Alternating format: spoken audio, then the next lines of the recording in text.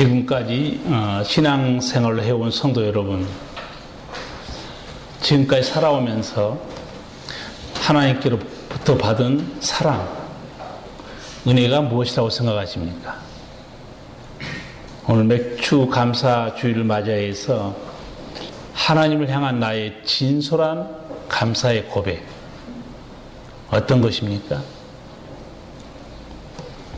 하나님의 은혜로 살면서도 깨닫지 못한 자는 사랑과 은혜를 알 길이 없습니다. 감사할 수도 없습니다. 그러나 하나님의 은혜로 살아온 사람, 하나님의 은혜를 깨닫는 사람은 감사할 일이 참으로 많습니다. 하나님의 손길을 아는 사람만이 감사하고 또 주님께 찬송을 돌리는 겁니다. 12절에 보면 다윗은 지난날 하나님께 받은 사랑과 은혜를 생각하면서 이렇게 고백합니다. 여호와께서 내게 주신 모든 은혜를 무엇으로 보답할꼬? 다윗은 은혜를 아는 사람이에요. 염치가 있는 사람입니다. 자기가 받은 사랑이 너무 많아가지고 제가 무엇으로 하나님의 은혜를 보답할까요? 성도 여러분 어떻습니까? 다윗과 같은 이런 감사가 있습니까? 아니면 주시옵소서, 아직도 나는 부족합니다, 주시옵소서, 그렇게 기도하십니까? 참 다윗은 시편뿐만 아니고 여러 군데서 보면 정말 하나님이 기뻐할 만한 그런 좋은 믿음을 가지고 있었어요. 은혜를 아는 사람이고 의리가 있는 사람이고 또 은혜에 보답하는 그런 헌신이 있는 사람입니다. 삶이란 수고입니다. 삶이란 무거운 짐이기도 합니다. 삶이란 끊임없이 밀려오는 파도입니다. 삶이란 때로 절벽이기도 합니다. 어두운 터널을 들어갈 때도 있습니다. 그러나 그때도 하나님은 택한 백성을 떠나지 않습니다. 하나님은 성도들의 영원한 동행입니다. 이 은혜의 하나님, 사랑의 하나님, 능력을 아는 사람들만 하나님을 찾습니다. 그리고 하나님을 붙들고 하나님께 소망을 두는 겁니다. 고난 중에 부르짖을 수 있는 하나님이 계시다는 거 은총입니다. 여러분이 만약에 예전에 믿지 않았던 날로 한번 생각해 보세요. 그리고 내가 지금도 기도할 하나님이 없다고 생각해 보세요. 인생은 어떻게 살아갈 것 같습니까? 난감할 거예요. 하나님께 기도할 수 없는 이 신앙생활 아마 상상하기도 어려울 겁니다. 그런데 주 안에 들어온 이후로 우리가 하나님께 기도할 수 있다는 것, 그리고 하나님이 내 목자가 되신다는 것, 성도에게는 이보다 더 큰 은총이 없습니다. 다윗은 시편 40편 2절에서 자기가 밑바닥에서 헤맬 때 내 기도를 들어주시고 나를 구원하신 하나님, 이렇게 찬양합니다. 내가 여호와를 기다리고 기다렸더니 귀를 기울이사 나의 부르짖음을 들으셨도다. 나를 기가 막힐 웅덩이와 수렁에서 끌어올리시고 내 발을 반석 위에 두사 내 걸음을 경고케 하셨도다. 하나님이 내 기도를 들으시고 기가 막힐 웅덩이에서 나를 끌어올렸다는 거죠. 여러분, 살다 보면 정말 하나님의 도우심 없이는 헤쳐나올 수 없을 때가 너무 많이 있습니다. 다윗도 그랬던 것 같아요. 사실 다윗은 하나님의 마음에 합한 사람이라 칭찬받은 사람이에요. 성경 중에서 하나님의 칭찬받은 사람, 성경에 몇 명 없습니다. 하나님 마음에 든 사람이 다윗이었어요. 그런데 다윗도 그 인생사를 보면 험한 세월을 보낸 걸 알 수 있습니다. 자신의 고백대로 기가 막힌 웅덩이, 그리고 수렁에 빠지기도 했고 많은 날들을 도망자로 그리고 떠돌이 삶으로 보냈습니다. 그런데 항상 하나님을 찬양한 걸 그 입에 떠나지 않습니다. 참 놀라운 신앙을 가진 사람이에요. 하나님께서는 다윗의 부르짖음을 들으시고 그 수렁에서 건져주셨습니다. 고백하는 거예요. 예수 믿는 사람들이라면 이런 간증들이 있을 겁니다. 왜냐하면 하나님께서는 아무리 사소한 것도 기도 가운데 응답하시고 지켜주시는 겁니다.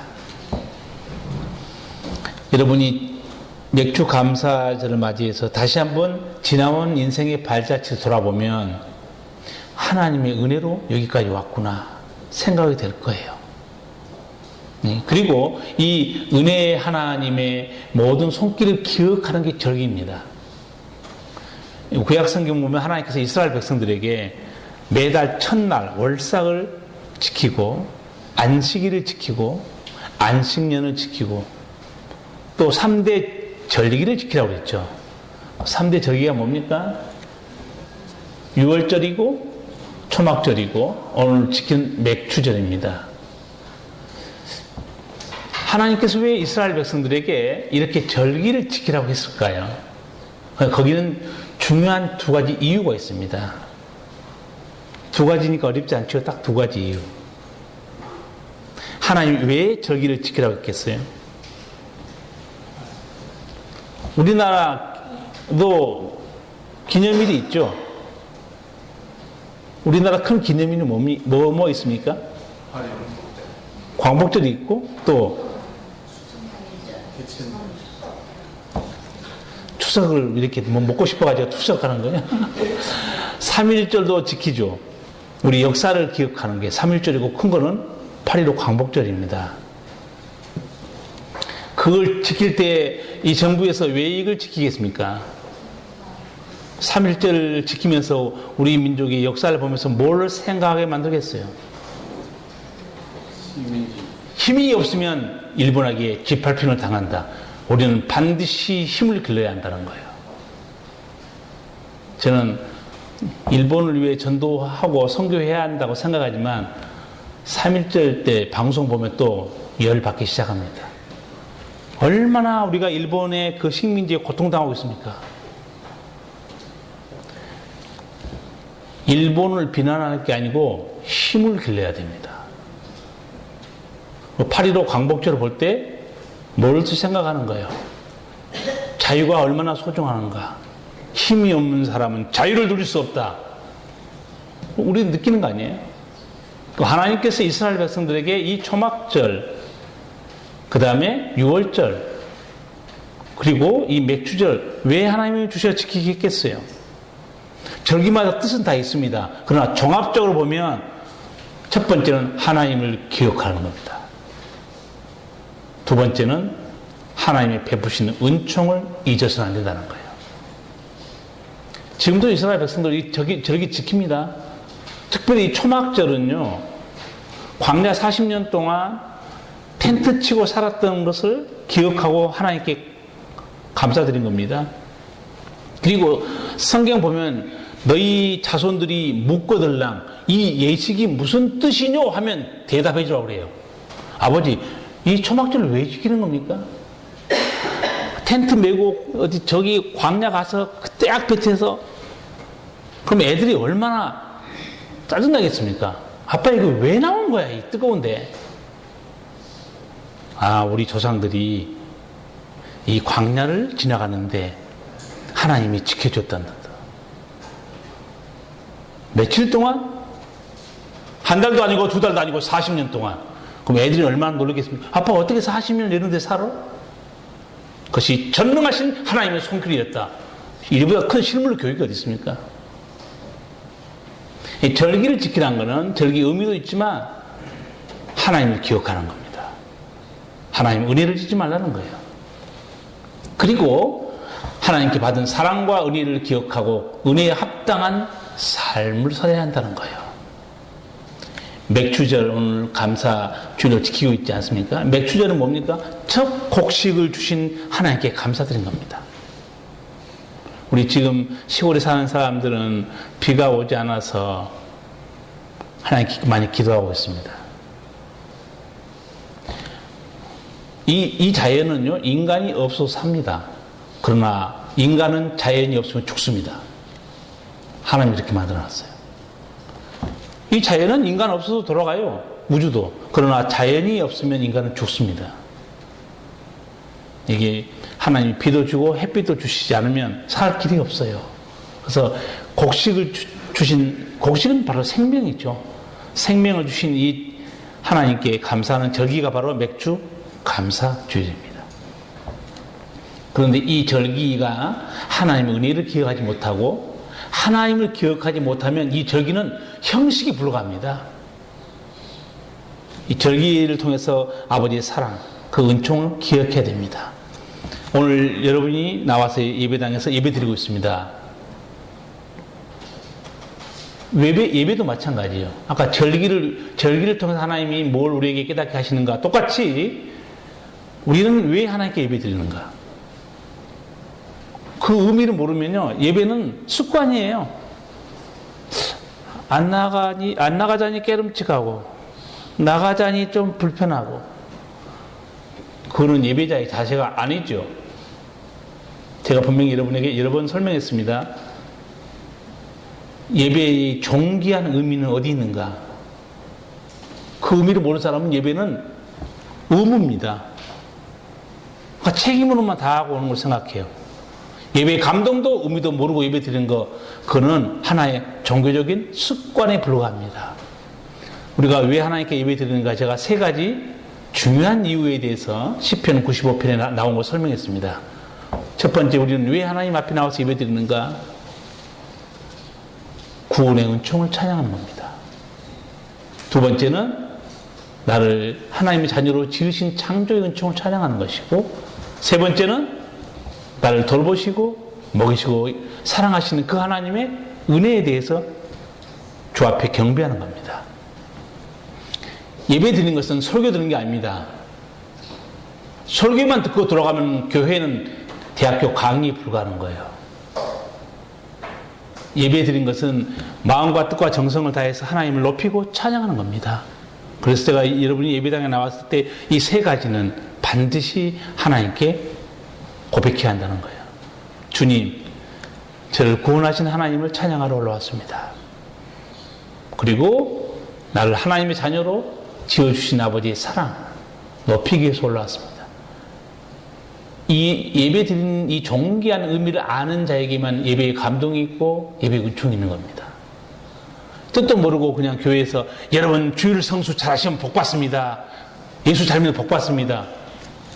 내용이 뭡니까? 내용도 없는데 말만 하면 뭐합니까? 내가 왜 하나님 앞에 나와서 예배 드리는가? 왜 절기를 지키는가? 의미도 모르는 신앙생활, 그럼 맹신입니다. 여러분, 신앙생활을 무속신앙처럼 지성이면 감천이라고 생각하지 마세요. 하나님 관계에서는 지성이면 감천은 없을 수도 있습니다. 우리에게는 정성이 문제가 아니고 바른 예배, 바른 감사, 바른 헌신이 있어야 됩니다. 그게 하나님이 기뻐하시는 예배 아니겠어요? 저는 이 절기를 신앙생활의 브레이크와 같다고 생각했어요. 뭡니까? 차 타고 가다가 브레이크 쫙 밟으면 쓰지요? 수변 주변을 보게 됩니다. 집사님이 저한테 그래요. 자기 아들이 뭐 자전거를 타고 서울에서 부산까지 내려갔다는 거예요. 한 뭐 4박 5일은 걸려가지고. 그래서 하는 얘기가 우리나라가 이렇게 아름다운 줄 몰랐다는 거예요. 그런데 여러분, KTX 타고 가보세요. 볼 수 있습니까? 없습니까? 빨리 가서 좋죠. 비행기 타고 가면 더 빨리 갑니다. 구름밖에 안 보여요. 그리고 자전거 타고 3박 4일, 4박 5일 걸려서 서울에서 부산까지 내려가면 아름다운 산을 다 본 거예요. 아, 대한민국이 이렇게 아름답구나. 절기가 신앙생활의 브레이크와 같다는 거예요. 잠깐 딱 생각하고, 아, 오늘 맥주 감사 주일이지? 지난 6개월 동안 돌아보는 겁니다. 잠깐 사람을 딱 브레이크를 밟고, 하나님이 내 삶을 어떻게 인도하셨지? 나는 어떻게 주님께 감사하고 살았지? 하나님이 내 가정과 자녀에게 일터에 베푸시는 은총은 무엇이었지? 생각하는 거예요. 절기 때 은혜와 하나님의 사랑을 성찰하지 못한다. 의미 없습니다. 예배도 마찬가지라는 거죠. 이 예배당에 나와서 하나님의 구원, 아버지 창조, 나를 돌보시고 인도하시는 아버지의 사랑, 주여 감사합니다. 설교는 안 들어도 돼요. 사실은 설교는 아버지 음성 듣는 거고, 실제 여러분 예배 드리다는 단어, 그 예배라는 단어 자체가 무릎을 꿇다는 단어입니다. 절하다는 단어예요. 원래 하나님께 나와서 무릎을 꿇는 것이요 아버지께 절하는 겁니다. 왜 절하는가? 저를 구원하신 하나님 감사해서, 나를 아버지 자녀로 죄악 가운데 빠졌는데 다시 거듭나게 해주는 은총, 오늘까지 돌보시는 아버지의 사랑, 그게 모르는 사람이 무슨 무릎을 꿇고 예배 드리겠습니까? 습관적으로 나와서 예배 드리는 자에게 무슨 하나님에 대한 사랑과 깊은 감격이 있겠습니까? 여러분 그 잘 생각하십시오. 이 시간에 나는 예배당에 습관적으로 나와서 은혜와 감동이 있는가 없는가 잘 생각해야 됩니다. 하나님 앞에 나올 때마다 내 마음에 감사와 기쁨이 있고 신령한 찬양이 있고 예배를 아는 자입니다. 아버지 은혜를 아는 자예요. 만약에 내가 습관적으로 매너리즘에 빠져서 나와서 은혜도 못 받고 말씀도 못 듣고 왔다 갔다 하고 있다, 직분자 때문에 아니면 신앙의 연륜 때문에 그 신앙 위험한 상태에 있는 겁니다. 죽은 자는 느낌이 없고 마비돼 간 자는요 손을 만져도 느낌이 안 와요. 마비된 사람은. 그렇죠. 내 신경이 살아있을 때 만지면 탁 느낌이 오지, 여기 한쪽 팔이 마비되어 있다 만져도 느낌이 없는 거예요. 사랑에 대한 느낌, 은혜에 대한 느낌이 전혀 없다. 여러분 심령이 굳어져가고 있는 겁니다. 잘 살피시기 바랍니다. 그런 의미에서 오늘 맥주 감사 주일에 우리는 다윗이 받은 은혜에 대해서 어떻게 다윗은 감사하고 섬기는가 볼 필요가 있습니다. 3절 4절을 보면 다윗도 한평생 살면서 사경을 헤맬 때가 있었고 환난과 슬픔 속에 두려워했던 날도 있었던 거 볼 수 있습니다. 다 같이 읽겠습니다. 사망의 줄이 나를 두르고 음부의 고통이 내게 미침으로 내가 환난과 슬픔을 만났을 때 내가 여호와 이름으로 기도하기를 여호와여 주께 구하오니 내 영혼을 건지소서 하였도다. 아멘. 하나님이 함께한 다윗 뭐라고 하나님께 부르셨습니까? 주여 내 영혼을 건지소서. 환난과 슬픔을 만났을 때 하나님께 부르짖을 수 있는 믿음이 있는 것 은총입니다. 믿음 없는 사람은요 하나님 찾지도 않아요. 좌절하고 낭망해버립니다. 그러나 환난 날에 하나님을 찾을 수 있는 믿음이 있다는 거 복된 사람이에요.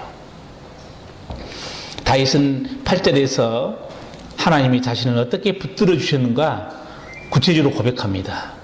주께서 내 영혼을 사망해서 내 눈을 눈물에서 내 발을 넘어짐에서 건지셨도다. 아멘.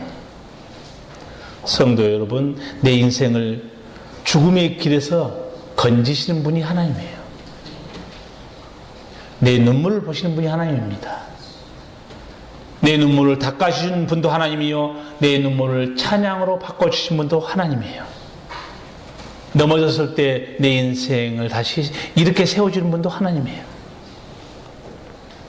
저는 오래전에 읽었던 시, 잊혀지지 않는 감동적인 구절이 있어서 지금도 기억해요. 내 눈물이여 내 노래가 되어라. 근데 그거는 제가 감동을 받아서 그 한 구절은 잊지 않고 오랫동안 내 마음에 있는 구절이었어요. 근데 이 시를 누가 썼냐면 투병 중에서 투병 중에 있는 일본의 한 개척교 목사님 사모님이 쓴 시였어요. 근데 사모님 영성이 너무 아름다운 거예요. 투병 중에서도 이런 시를 씁니다. 내 신음이여 내 찬미의 노래가 되어라. 내 괴로운 숨결이여 내 신앙의 고백이 되어라. 내 눈물이여 내 노래가 되어라. 주님을 찬양하는 내 노래가 되어라. 내 병든 육체에서 나오는 모든 숨결이여 호흡의 곤란이여 기침이여 주님을 찬송하라.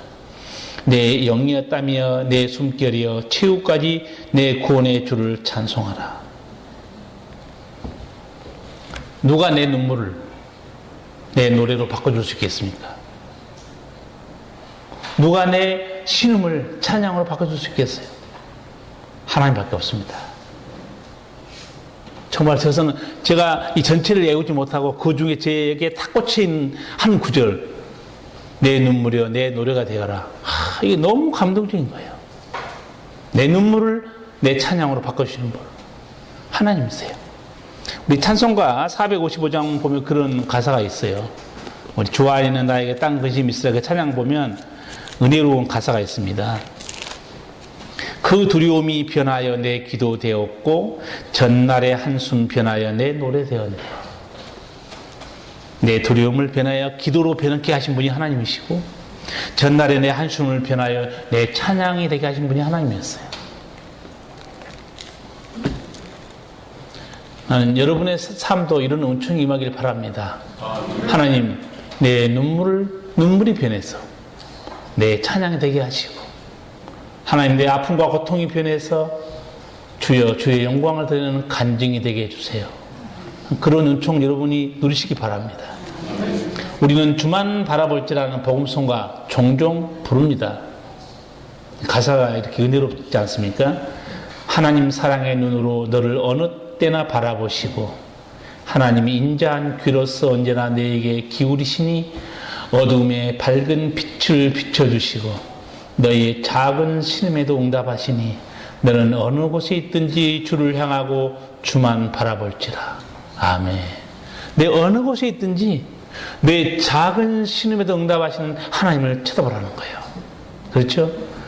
우리 작은 신음에도 응답하신 분은 하나님이시고 우리 기도 많이 못해도 다 알고 계십니다. 여러분 삶이 힘들고 몸이 아프면 기도 잘 안 나와요. 기도 잘 못합니다. 그런데 그 신음을 주님이 들으신다는 거죠. 신학대원 다닐 때 그 영성에 대해서 공부하면서 중세시대에 사막에서 기도한 수도승들의 그 짧은 기도를 교수가 저에게 가르쳐 준 게 있습니다. 우리가 기도 제목이 엄청 많잖아요. 근데 딱 한 문장으로 요약할 수 있다는 거죠. 그게 얼마나 멋진 기도인 게 한 문장으로 요약할 수 있을까? 그랬더니 그 수도사들이 기도했던 내용은 이거였습니다. 제가 한번 말씀드린 적이 있어요. 주 예수 그리스도시여 나를 불쌍히 여기소서. 그 기도 속에 모든 게 다 들어있다는 거죠. 그렇습니다. 여러분 기도 너무 기도가 힘들고 답답하고 마음이 아플 때 한마디만 기도하세요. 예수님 나를 불쌍히 여겨주세요. 신약성경에 환자들이 예수님께 치유의 은총을 받을 때 그 하는 말이 있어요. 주여 저를 불쌍히 여기소서. 그렇죠? 주님이 불쌍히 여기시면 해결됩니다. 그렇죠? 주님이 우리 기도를 들으시면 그 문제는 끝납니다. 여러분 그 거지 그 소경 바데메오 소경이 지나가다가 예수님이 그 지나간다는 말을 듣잖아요. 소리 지릅니다. 다윗의 자손이 우리를 불쌍히 여기소서. 사람들이 뭐 시끄럽게 하고 뭐 군중이 뭐 얼마나 몰려 들었겠습니까? 조용히 하라고 그러는데 더 크게 소리 지릅니다. 크게 소리 질러야 돼요. 왜냐하면 눈뜬 사람도 예수님 만나기 어려운데 시각장애자가 어떻게 예수님을 찾아다니겠어요? 그 기회를 놓치지 않는 거죠. 더 크게 소리 질렀다고 그랬어요. 예수님이 딱 멈춥니다. 그 소리를 들으신 거예요. 예수님이 소리를 들으시잖아요. 그러면 상황 끝입니다. 사실은 상황 끝이에요. 예수님이 음성을 듣고 발을 걸음을 멈추는 순간에 문제는 해결되어 버린 겁니다. 딱 멈춰 예수님이. 그리고 그 소경을 향해서 갑니다. 물어보죠. 내가 이 일을 능히 할 줄 믿느냐? 주여 믿습니다. 내 믿음대로 될지어다. 역사가 일어나요. 네. 우리 작은 신음에도 응답하시는 하나님. 여러분이 기도하기 너무 힘들고 고통스러우면 딱 한마디만 기도하세요. 주 예수 그리스도시여 나를 불쌍히 여기소서. 그 속에 한 문장 속에 여러분의 모든 기도 제목이 다 들어갈 수 있습니다. 그렇잖아요. 근데 우리는 막 엄청나게 자세히 청구서를 올리잖아요. 기도 제목에 수십 가지 넘죠. 하나는 먹고 사는 게 기도할 수도 있습니다. 미국에서 이민자로 사는 거 참 힘든 일입니다.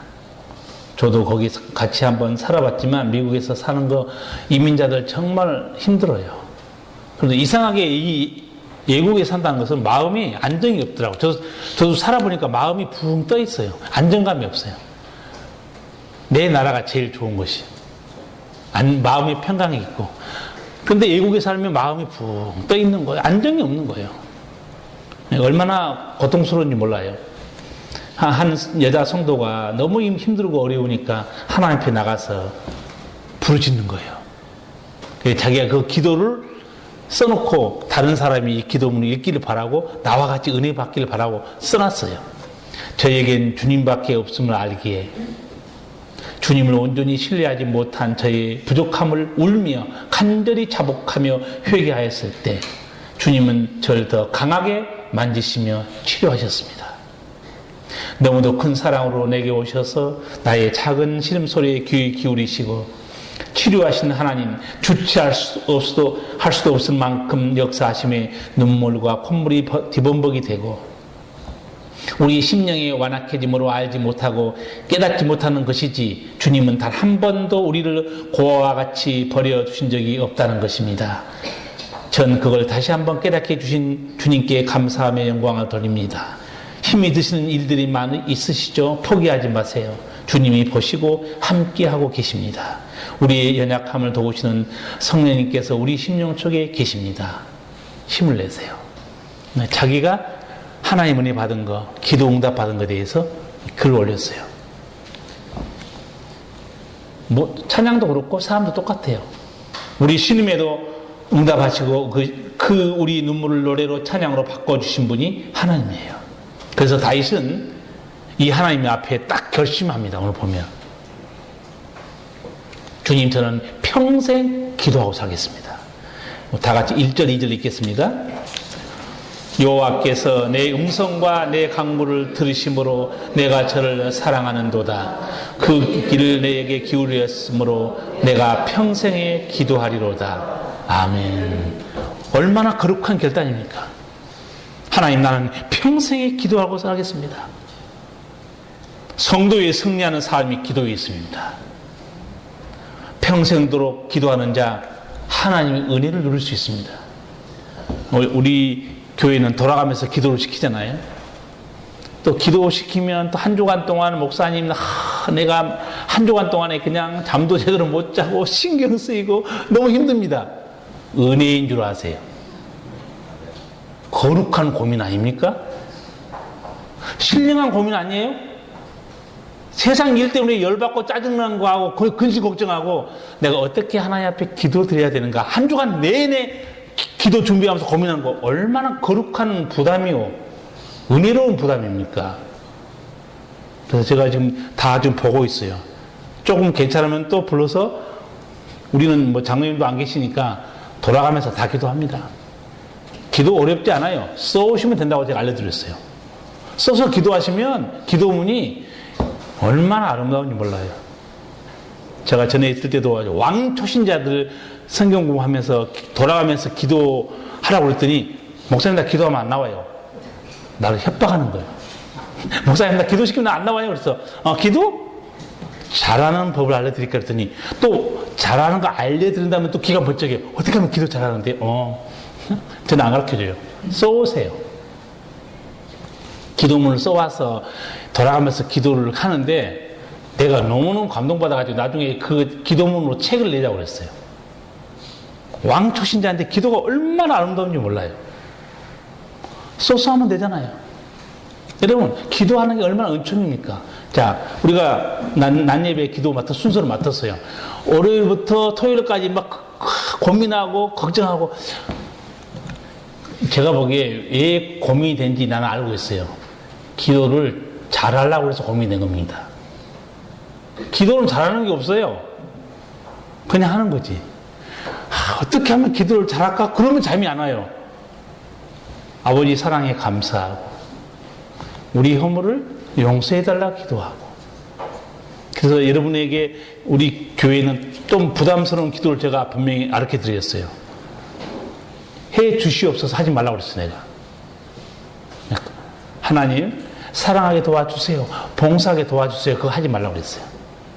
봉사하겠습니다, 사랑하겠습니다, 결단해야지. 다윗도 오늘 결심하잖아요. 하나님 내가 평생 기도하겠습니다. 자기는 결단하지 않고 맨날 하나님께 뭘 도와달라는 거예요. 기도 바꾸세요. 그런데 우리 교회 성도들은 기도 많이 바꿨어요. 근데 그렇게 기도하잖아요. 상당히 부담스럽습니다. 왜? 그래야 변화가 와요. 하나님 제가 용서하겠습니다. 자기가 결심했잖아요. 기도했잖아요. 용서하고 살아야죠. 하나님 십자가를 지겠습니다. 십자가를 지는 것도 왜 도와달라고 그래? 자기가 지면 되지. 아니 입에 붙었어. 모든 걸 하나님께 다 밀어버려. 하나님 이거 해주세요, 저거 해주세요. 그럼 하나님 우리한테 물어볼 거예요. 너는 뭐 할래? 너는 뭐 할 거냐고. 그러면 아무것도 안 하고 이것도 도와주세요, 저것도 도와주세요. 다윗은 결심하잖아요. 주님 제가 평생에 기도하겠습니다. 그러니까 여러분이 앞으로 낮예배 때 돌아가면서 기도 순서 맡으시면 벌벌 떨지 마시고 이게 강요된 은총이구나 생각하세요. 은총인데 강요되는 은총이에요. 감사하지 않습니까?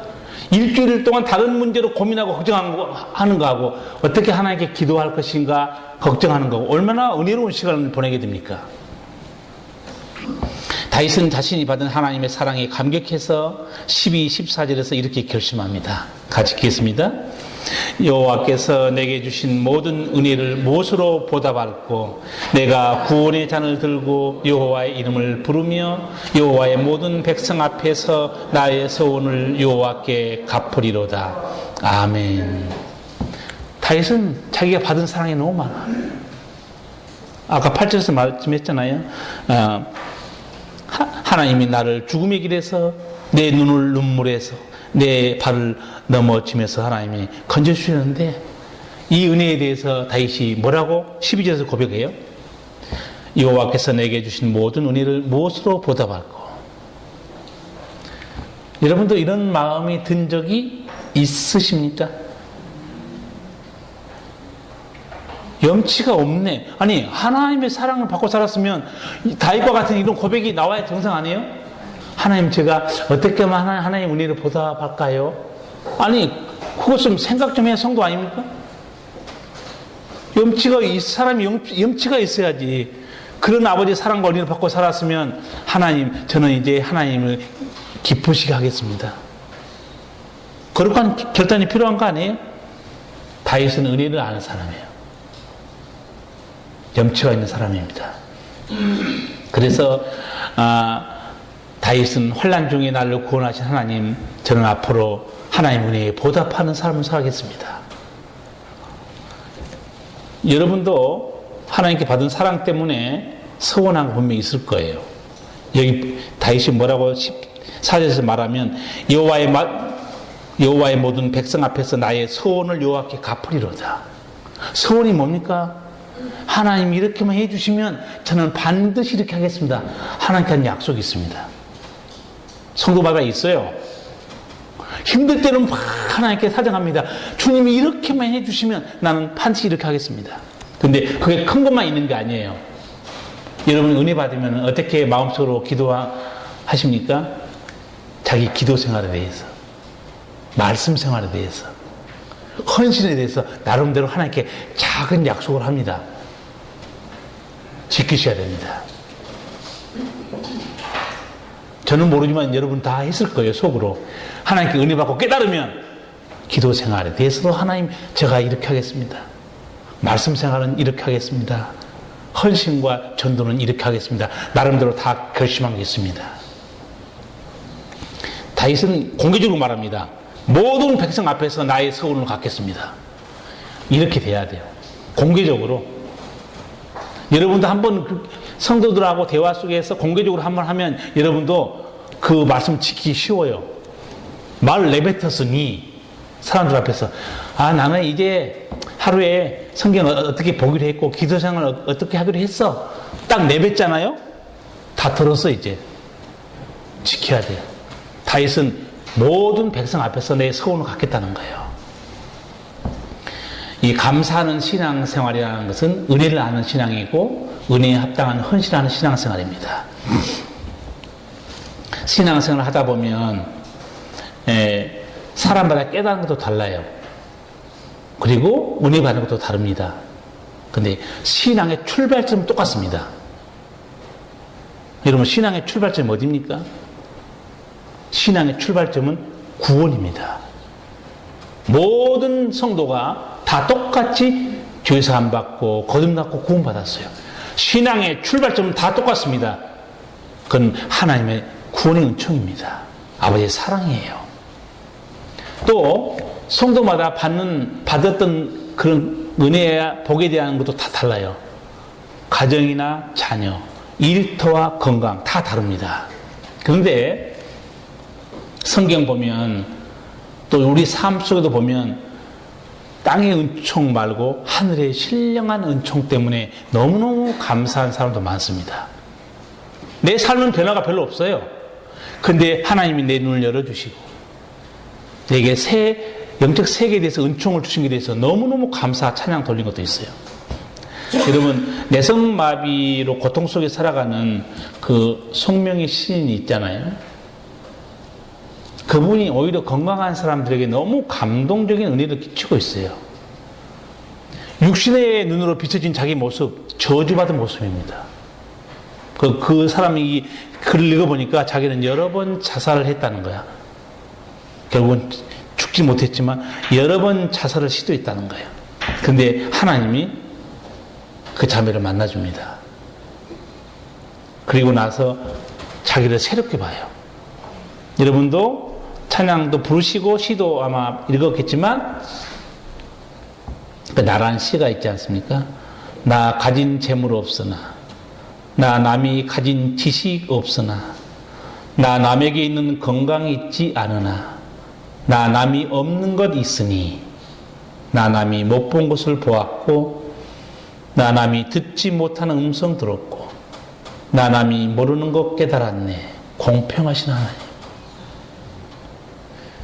영의 눈이 열리기 전에 내성마비 자신을 보면서 어떻게 공평하신 하나님이라고 말할 수 있겠습니까? 상상도 못한 일입니다.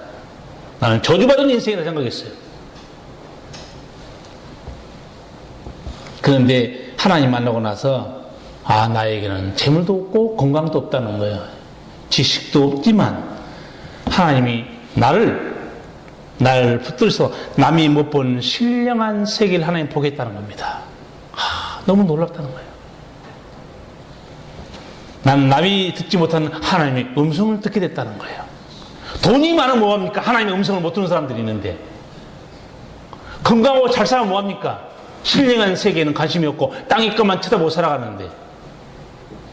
근데 이 송명희 씨는 남이 알 수 없는 영적 세계에 깨달았다는 거예요. 공평하신 하나님. 이 은총을 깨닫고 나서 이 시를 쓴 것 아니겠어요? 나 남이 없는 것 있으니, 나 남이 못 본 것을 보았고, 나 남이 듣지 못한 음성 들었고, 나 남이 모르는 것 깨달았네. 여러분도 혹시 이런 은총을 누리고 계십니까? 나 남이 못 본 걸 보고 있습니다, 하나님. 성도는 이 은총 다 세 가지 다 가지고 있습니다. 여러분, 세상 밖에서 이 주님의 음성을 들을 수 없습니다. 주님 앞에 들어오니까 주의 음성을 듣는 거예요. 세상에서 보여줄 수 없는 천국의 환상, 요한계시록을 통해서 하나님 우리에게 다 보여줍니다. 우리가 세상을 떠나는 날 이렇게 신령하고 아름다운 은혜의 세계로 우리를 인도하시는구나. 여러분도 이런 은총을 다 누리고 있습니다. 하나님의 사람들의 특징이 무엇이겠습니까? 하나님의 사람들은 하나님의 손길 안에서 자신의 모든 것을 바라보는 겁니다. 하나님의 사람들은 하나님 없이 자기 삶과 은총을 해석하지 않습니다. 이게 하나님 백성들의 영성이 아니겠습니까? 하나님의 은혜 없이 자기의 성공을 바라보면 거기는 인간의 자랑과 교만이 있습니다. 하나님의 은혜 없이 자기 고난과 아픔을 보게 되면 거기는 좌절과 낙심만 있을 뿐이에요. 성도는 어떤 삶 속에 있든지 하나님의 손길 안에서 자신을 쳐다봐야 됩니다. 자신의 삶을 해석해야 돼요. 한 시인이 하나님의 은혜를 깨닫고 감사가 영혼의 보약이다. 그는 정말 아름다운 시를 썼어요. 감사는 영혼의 보약이다. 감사는 병든 자를 소생시키시고, 감사는 가난한 자를 부하게 만들며, 감사는 절망조차도 희망으로 바꾼다. 감사는 하나님을 영화롭게 하며, 감사는 우리로 하여금 하나님께 더욱 가까이 나가게 한다. 우리가 감사할 때 불평과 원망과 비난의 말들은 우리 입술에서 떠나가게 될 것이다. 우리가 감사할 때 우리 영혼은 참된 평안을 얻으리라. 그러므로 기쁠 때나 슬플 때나 건강할 때나 병들었을 때나 부할 때나 가난할 때나 항상 감사할 것. 그리하면 하나님의 충만하신 은혜가 임하리라. 아멘. 감사하는 사람, 감사로 제사를 드리는 자가 하나님을 영화롭게 한다고 그랬거든요. 살다 보면 원망과 불평, 낙심할 일이 많습니다. 그러나 한 가지 명심해야 됩니다. 성도는요, 원망으로 인해서 얻을 것은 아무것도 없습니다. 불평으로 인해서 얻을 게 아무것도 없어요. 우리 심령을 피폐하고 우리를 힘들게 할 뿐입니다. 성도는 지혜로운 선택을 해야 됩니다. 이스라엘 백성이 광야 40년 지나가죠? 얼마나 많은 사람이 하나님을 대적하고 원망 불평했습니까? 원망 불평한 사람은 광야에서 다 엎드려져 버립니다. 누구만 하나님을 믿었습니까? 여호수아, 갈렙이에요. 민수기 14장 24절을 보면 하나님께서 그들에게 한 말이 있습니다. 정말 놀라운 말씀 하나님 해줘요. 오직 내 종 갈렙은 그 마음이 그들과 달라서 온전히 나를 쫓았은즉 그 약속된 그의 갔던 땅으로 내가 그를 인도하여 드리리니 그 자손이 그 땅을 차지하리라. 하나님이 딱 봤을 때 여호수아 갈렙은 그들과 다르다는 거예요. 여러분, 예수 믿으면서 세속적인 신앙 버리셔야 됩니다. 하나님이 보실 때 정말 정결하고 온전한 믿음을 누가 가지고 있는가 하나님 보고 있어요. 그런데 그 약속된 가나안 적과 꿀이 흐르는 땅 하나님이 딱 평가를 해줍니다. 오직 여호수아 갈렙만 하나님이 칭찬해요. 그들은 다른 사람과 마음이 다르다는 거예요. 온전히 나를 쫓은 거예요. 그들은 불평하지 않습니다. 원망하지 않아요. 근데 사람들이 얼마나 거기서 외칩니까? 왜 우리를 이 악한 곳으로 인도했냐? 매장제가 없어서 이 광야로 끌고 나왔느냐? 그들이 착각하고 있어요. 광야는 목적지가 아니에요. 지나가는 땅입니다. 이 세상은 목적지가 아닙니다. 지나가는 곳이에요. 우리의 목적지는 어디입니까? 아버지 집이에요. 왜 여기 있는 문제로 그렇게 속 끓이고 열받고 잘난 척하고 낙심합니까? 여기는 우리가 살 곳이 아닙니다. 영원한 번양, 내 아버지가 예비한 새 하늘과 새 땅이 있습니다. 이 땅에 사는 동안에 세상 일로 인해서 원망 불평하거나 낙심하지 말기 바랍니다. 하나님이 보실 때, 너희들은 온전히 나를 쫓고 있구나. 내 약속을 믿고 있구나. 나는 여러분이 승리하는 믿음을 갖기 바랍니다. 오늘 우리가 드려야 될 하나님의 음성이 무엇이겠습니까? 하나님의 은혜로 살면서도 깨닫지 못한 자는 감사하지 못합니다. 여러분, 하나님께 복을 많이 받고 사랑과 은혜를 많이 받았다고 감사한 것 같아요? 천만의 말씀입니다. 오직 깨닫는 자만이 감사할 뿐이에요. 하나님의 은혜를 아는 자만이 찬송할 뿐입니다. 우리가 지난 인생을 되돌아보면 내 인생글을 이끄신 분도 하나님, 내 눈물을 닦아주신 분도 하나님, 나를 다시 일으키신 분도 하나님입니다. 그래서 우리 복음성가 보면 나의 등 뒤에서 나를 도우신 하나님, 그 찬양 있잖아요. 참 은혜로운 찬양 같아요. 나의 등 뒤에서 나를 도우신 하나님, 일어나 걸어라, 내가 새 힘을 주리니 그 성경에 있는 말씀들입니다. 그걸 가지고 우리 찬양하는 거 아니겠어요? 다윗은 하나님께 받은 사랑에 대해서 오늘 굉장히 중요한 두 가지 딱 결심합니다. 그게 오늘 성경에 여러분도 이 다윗의 결심을 좀 본받았기 바랍니다. 하나는 뭡니까? 2절이 나와 있죠. 하나님, 내가 평생 기도하겠습니다. 거룩한 결단. 그 다음에 12절에 내게 주신 모든 은혜를 무엇으로 보답할고, 은혜에 감사하면서 은혜를 갚고 사는 이 거룩한 결단. 우리 성도 여러분도 평생 앞으로 살아가면서 하나님, 저는 평생 기도하면서 살겠습니다. 아멘을 또 왜 안 하시는 거예요? 부담스럽습니까? 거룩한 부담이라니까요. 두 번째 여러분이 결심해야 될 게 뭡니까? 여호와께서 내게 주신 모든 은혜를 무엇으로 보답할고, 하나님, 저는 은혜를 알고 은혜에 합당한 사람으로 은혜를 갚고 살겠습니다. 아멘. 여기 3명밖에 안 나와요. 은혜 안 갚을 거예요? 염치가 좀 있으셔야지. 그렇게 살아갈 때 하나님이 여러분 삶의 열매가 맺힌 거 보고 하나님 얼마나 대견스럽고 자랑스럽게 생각했습니까? 그렇게 여러분 신앙생활 잘하잖아요. 열매가 맺히고 거룩하고 인품이 아름답고 깨끗하잖아요. 그럼 하나님이 분명히 욥처럼 여러분을 사탄 앞에서 자랑할 수 있습니다. 하나님이 사탄 앞에서 욥을 어떻게 자랑해요?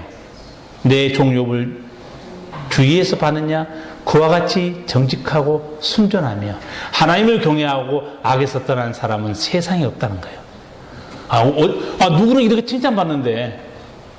그러니까 여러분도 오늘 맥주 감사주일을 맞이해서 하나님께 칭찬받는 믿음의 길을 제가 분명히 알려드렸습니다.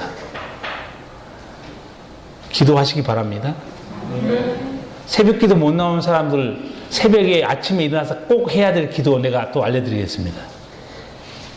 여러 번 말씀했어요. 새벽 기도 못 나와도 좋으니까 아침에 눈 떠서 허겁지겁 일하지 마시고 딱 눈 뜬 다음에 오늘 또 생명 주신 하나님께 감사드리고, 하나님이 저희 가정과 일터와 나의 믿음을 오늘 또 다스려 주시고 인도해 주세요. 기도 꼭 드려야 됩니다. 하나님이 다스리면 다 끝난다니까요. 하나님이 내 가정, 내 자녀, 내 발걸음, 내 일터, 하나님이 다스리는 곳에는 자유가 있고 기쁨이 있습니다. 은혜가 있어요. 그래서 제가 여러분에게 오늘 결단은 2가지 하시고, 새벽에 일어나서 새벽기도 못 나온 사람은 반드시 이 기도를 드리라고 그랬어요. 근데 이걸 어떻게 내가 인증사실로 확인을 해야 되는데, 제가 대학에서도 대학생들을 숙제 내놓고 너 책상 앞에다 이거 성경 말씀 기록해. 근데 저는 숙제 검사할 수 있어요. 카톡으로 인증사 보내. 그럼 다 찍어서 보내옵니다. 난 다 볼 수 있어요. 그러면 여러분의 그 아침에 기도한 거 저 인증사 알 수 있는 길이 있어요. 음성 파일로 보내세요. 그러면 카톡 다 들어오잖아요. 음성 파일을 보낼 수 있어 없어요? 모른 척 하시네 갑자기. 딱 녹음 되잖아요 거기. 그리고 녹음 시켜놓고 동영상 파일 보세요. 음성 나오잖아요. 하나님 아버지, 오늘도 저희 가정과 일터와 자녀 삶을 하나님이 다스려 주세요. 예수 이름으로 기도합니다. 아멘 해서 딱 찍어가지고 저한테 카톡 보내면 자기 음성이니까 100% 인증이 되는 겁니다. 단 65세 넘은 이상은 안 해도 됩니다. 혹시 스마트폰을 작동이 안 될까 올라가지고 만 65세 다 여러분이 신앙생활에 승리하기 위해서 제가 다 알려드린 겁니다. 몇 명이 또 올지 모르겠어요. 자기 목소리로. 가장 좋은 거는 확실하게 아는 거 이렇게까지 기도하면 돼요. 음성 딱 틀어놓고 목사님 지금 시간이 6시 반이거든요. 그리고 목사님 기도합니다. 기도하면 돼요. 그럼 내가 알잖아요. 아, 저 성도가 몇 시에 기도에 있구나. 목사님 저는 늦게 일어나는데 지금 9시입니다. 그래서 기도합니다. 아니 그 이거 누구를 위한 기도입니까? 성도 여러분을 위한 기도지 내가 그 인증샷 받아서 뭐 하겠어요? 저는 예수님이 여러분을 관리하는 목자로 세워놨기 때문에 여러분의 신앙생활을 감독하고 지도할 뿐이에요. 그래야 나도 야단받지 않아요. 하나님 앞에. 너 양을 잘 먹이고 돌보라고 그랬더니 너 뭐 했냐? 방목했냐? 그럼 안 되잖아요. 푸른 토장, 쉴만한 물가로 성도를 인도해서 성도의 영혼이 풍성해지고 하나님의 사랑과 기쁨을 누리고 평강을 누리는 길로 목회자는 인도할 책임이 있습니다. 그래야 또 천국 가셔서 하나님께 칭찬받지 않겠어요? 하나님이 이 종에 대한 말이 두 가지 있죠. 말 잘 들은 종에 대해서 뭐라고 예수님이 얘기했어요? 어떤 종으로 불렀어요? 착하고 충성된 종 이렇게 부릅니다. 그 다음에 그 반대말은 악하고 게으른 종. 여러분이 잘 선택하기 바랍니다. 나는 착하고 충성된 종이 돼야지 말씀대로 가면 돼요. 그래서 여러분이 삶에 기도와 함께 말씀과 함께 풍성한 은총이 임하기 바랍니다. 기도하시겠습니다. 거룩하신 우리 아버지 하나님, 오늘 맥주 감사 주일을 맞이하여 우리 아버지께서 베푸신 사랑, 은혜, 우리도 함께 생각하는 시간을 주심을 감사합니다. 지금까지 지나온 것이 아버지의 은혜였습니다. 아버지께서 우리를 죽음의 길에서, 눈물에서, 넘어짐에서 구원하여 주셨습니다. 다윗도 그래서 그 은혜를 감사해서 주님, 저는 평생 기도하며 살겠습니다. 나는 아버지의 은혜를 보답하며 살겠습니다. 거룩한 은혜의 결단을 한 것처럼 우리 성도들도 이 거룩한 결단 속에서 하나님을 기쁘시게 하고 내 삶에 신령한 은혜와 사랑과 평강이 충만한 삶이 되게 하여 주시옵소서. 예수님 이름으로 기도하옵나이다. 아멘.